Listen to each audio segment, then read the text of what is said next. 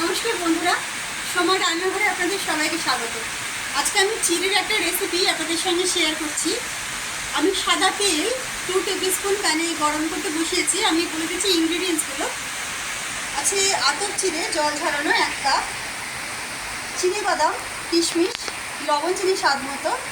আমি কারি পাতা একটু সাদা তেলে হালকা ভেজে রেখেছি। আছে একটা আলু, সেটা আমি একটু ভেজে রেখেছি।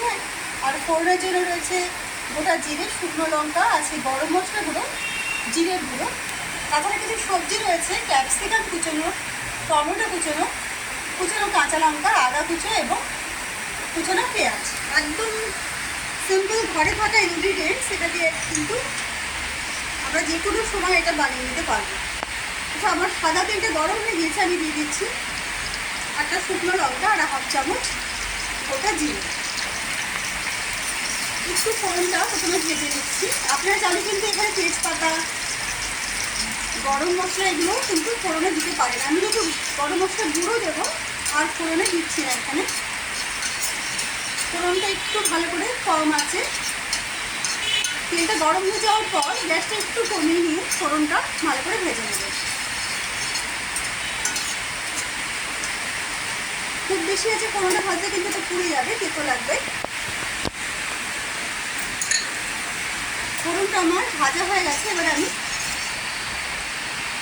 দিয়ে দিচ্ছি কুচনো পেঁয়াজ, একটা মাঝারি সাইজের। এবার পেঁয়াজটা একটু ভালো করে ভেজে নিচ্ছি।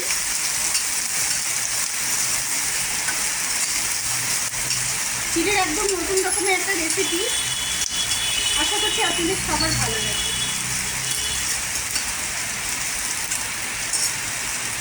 জলখাবারে তো নানা রকম রেসিপি, আমরা সবাই বাড়িতে নানা রকম রেসিপি ট্রাই করি। তো একবার জলখাবারে কিন্তু চিড়ের এই রেসিপিটা আপনারা বানিয়ে দেখতে পারেন, অবশ্যই কিন্তু ভালো লাগবে। চিড়েটা একটু পেঁয়াজটা একটু ভাজা ভাজা হতে আমি দিয়ে দিচ্ছি কুচনো ক্যাপসিকাম। ক্যাপসিকামও তো বেশি ভাজার প্রয়োজন নেই, একটু সতে করে নেব।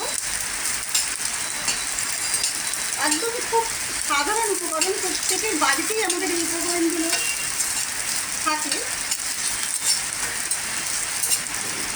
এবং সময় খুব কম লাগে। খুব অল্প সময়ের মধ্যে কিন্তু রেসিপিটা আমরা তৈরি করতে পারবো। ক্যাপসিকামটা একটু নরম হতে হতে আমি দিয়ে দিচ্ছি কুচনো কাঁচা লঙ্কা 2খানা এবং কুচিয়ে রাখা আদা জুলিয়ান 1 টিস্পুন। পেঁয়াজ, আদা, ক্যাপসিকাম সাথে ফোড়নটা সুন্দর ভাজা হয়ে গেছে। এবার আমি পেঁয়াজটা কিন্তু খুব লাল করে ভাজবো না, হালকা গোলাপি রং হয়ে গেলে কিন্তু এটা হয়ে যাবে। এবার দিয়ে দিচ্ছি কুচনো টমেটো, একটা ছোটো সাইজের টমেটো আমি কুচিয়ে রেখেছি, আর ক্যাপসিকাম 1 টেবিল স্পুন। ফোড়নটা ভাজা হতে হতে সব মশলা সবজি একসাথে ভাজা হতে তো আমি দিয়ে দিচ্ছি স্বাদ মতো লবণ। এবার লবণটা দিয়ে সমস্ত সবজি এবং ফোড়নটা আমি ভেজে দিচ্ছি।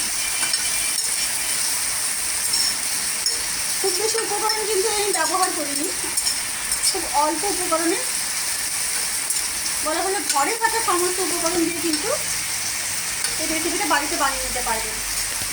দিয়ে দিচ্ছি ভেজে রাখা আলু, সরু সরু করে কুচি করে আমি একখানা আলু ভেজে তুলে রেখেছিলাম, এটা এবার দিয়ে দিলাম। যেহেতু আলুটা আমার ভাজা আছে, আলুটা আমি পরে এই জন্য অ্যাড করলাম। আপনারা যদি কাঁচা আলু ব্যবহার করেন সেটা কিন্তু তেলের মধ্যে দিতে হবে।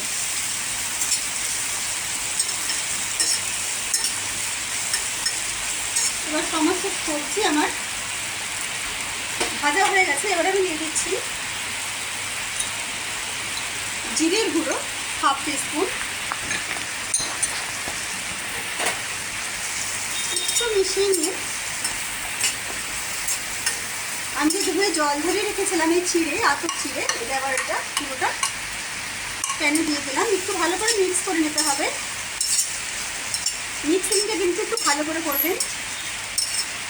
যাতে চিড়ের মধ্যে সমস্ত মশলা, সবজি, স্বাদ, গন্ধ সবটা কিন্তু এতে মিশে যায়। আমি কিন্তু চিনিটা দিইনি।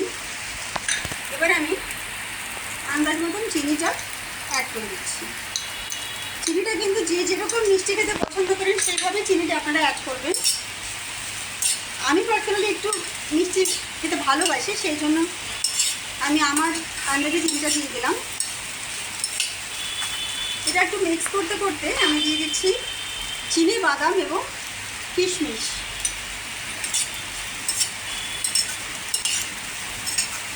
একটু ঝরঝরে হবে, একটু জল কিন্তু দেবেন না।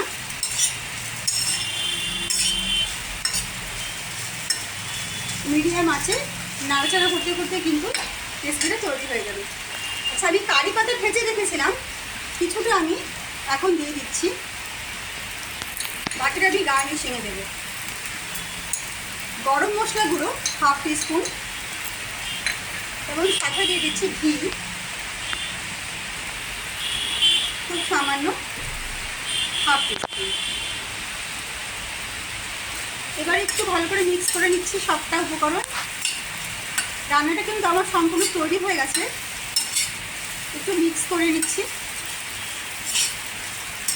গ্যাসটা অফ করে দিলাম। সম্পূর্ণ রেসিপিটা আমার রেডি। দেখতে কিন্তু দেখুন খুব সুন্দর দেখতে হয়েছে, খুব সুন্দর কালারফুল। আপনারা চাইলে একটু গ্যাসটা অফ করে ঢাকা দিয়ে স্ট্যান্ডিং টাইমে রাখবেন। আর আমার রেসিপিগুলো যদি ভালো লাগে অবশ্যই কিন্তু আমার চ্যানেল সাবস্ক্রাইব করে আমার পাশে থাকতে হবে। এবার আমি সার্ভ করে আপনাদের দেখিয়ে দিচ্ছি।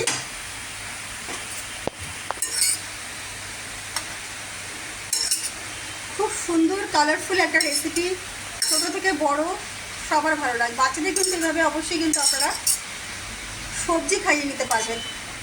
এর সঙ্গে আপনারা গাজর বা যে ফুলকপি, যেরকম সবজি আপনাদের অ্যাভেলেবেল থাকবে আপনারা কিন্তু ব্যবহার করতে পারবেন। আর উপরে দিয়ে দিচ্ছি ভাজা কারি পাতা।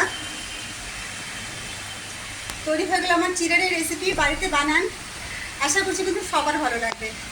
নতুন রান্না নিয়ে চলে আসবো সময় রান্না করে। নমস্কার।